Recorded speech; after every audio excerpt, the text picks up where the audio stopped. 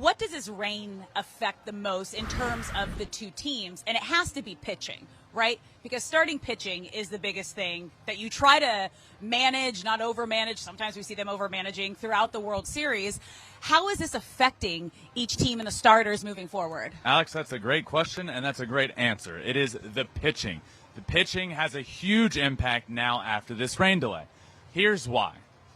Noah Syndergaard was set to start tonight for the Phillies.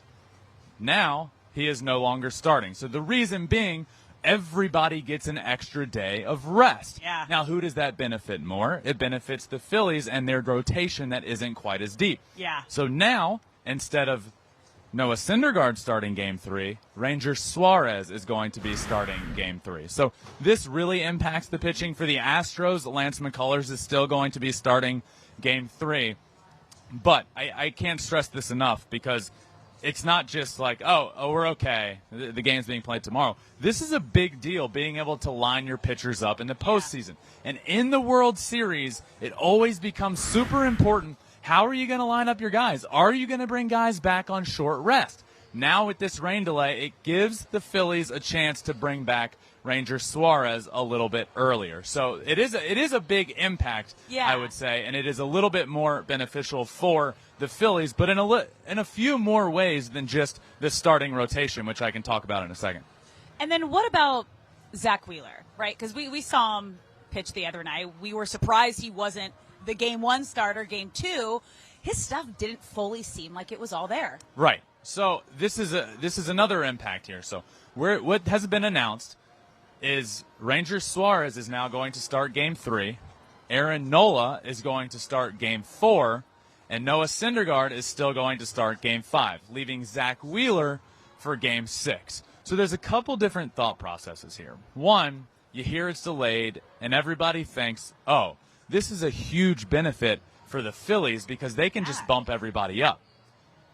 That's not quite necessarily true. Yes, you could bump everybody up, and now you're looking at Aaron Nola in Game 4, but you still have to get to Noah Syndergaard and still essentially a bullpen day, right? If you bump them all up, they can't all just turn around and throw 6 and 7 as well. You can't bump up Nola and bump up Wheeler, then you leave a hole later in the series, right? Yeah. So you're still going to have that day for the Phillies. That day just now comes in Game 5 where Nola is slated to start instead of Game 3. Now, you might be asking, well, why can't you just bump up Wheeler as well? Why can't you bumped up Nola to 4? What about Wheeler to 5? Now, one thing I noticed was, and we talked about this early in the series, why didn't Zach Wheeler start in Game 1? He ended up starting in Game 2. I was down on the field for a while today, and I was watching the game that Zach Wheeler threw the other night.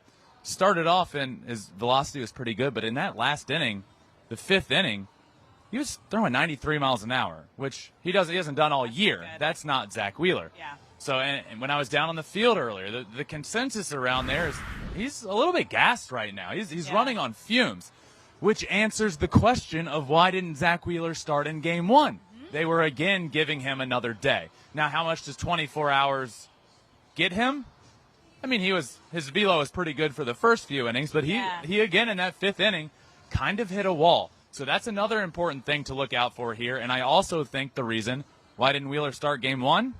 Well, he's not starting Game 5 either. And I think it's because their stud might be running on fumes a little bit right now. I think that's a pretty good analysis right there. But Yeah, one more point here is the bullpen plays a huge factor here as well, I think. Okay. And I think the majority of people think this really favors the Phillies in their rotation.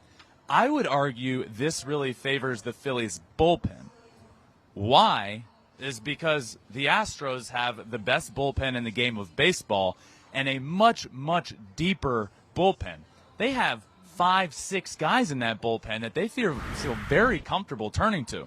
The Phillies have 2, maybe 3 guys they're feeling comfortable going to. So in this game here tonight, which Game 3 was scheduled to be a bullpen day, all of those guys were going to throw. Okay. They were going to throw in Game 3. Now the bullpen day is Game 5 with an off day the next day.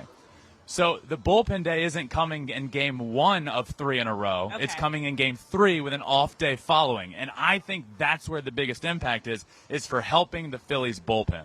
especially since they were heavily used in game 1 and 2 with a day off. Now they get 2 days off essentially, which is really big. But Absolutely. now let's look at the other side, the Astros. Because my first thought is like, oh, wow, now maybe your brother can sneak up a game and maybe potentially, if there is a Game 7, get in 3 games in the World Series. What approach are they taking? So they've come out. Lance McCullers is going to still start Game 3, Christian Javier Game 4, and Justin Game 5. Okay. And that's the benefit of the Astros' deep rotation, right? You can afford to keep guys in line and have the chips fall where they may. We're not now thinking about the end of the series, but if you throw Justin in 4 and then, you know, there's going to be a hole at some point if you keep bumping guys up. And it's not an option that you want to turn to. We see it all the time in the World Series of guys getting bumped up a day, but the numbers don't really speak great to it. Guys don't often throw super well on 3 or 4 days rest as a starter because they're not used to it, and they're creatures of habit. So the Astros are sticking with the game plan. The Phillies and Ranger Suarez are shuffling things around a little bit, which is a big factor in this series now. Really interesting that they're taking 2 completely different approaches. But as you mentioned before, that's the benefit for the Phillies not having as strong as a starting rotation. Yes, absolutely. That's a big factor here.